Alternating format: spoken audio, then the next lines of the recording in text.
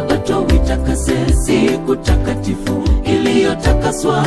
Katika siku hiyo usifanye kazi yoyote, wala mjakazi, wala mtumwa wako, wala mwana wako. Ni siku takatifu. Mungu aliumba vyote kwa siku sita, akastarehe siku ya saba. Ikumbuke siku ya Sabato itakase, siku takatifu iliyotakaswa. Katika siku hiyo usifanye kazi yoyote, wala mjakazi, wala mtumwa wako, wala mwana wako. Ni siku takatifu.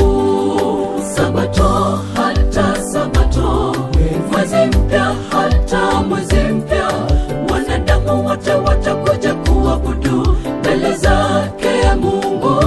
Karibu tuingie raha ya Sabato, tupumzike raha ya milele. Tuelekeze mawazo na matendo yetu kwa Mungu, ibada kamilifu.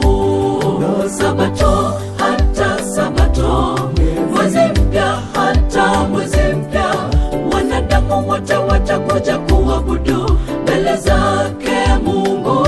Karibu tuingie raha ya Sabato, tupumzike raha ya milele.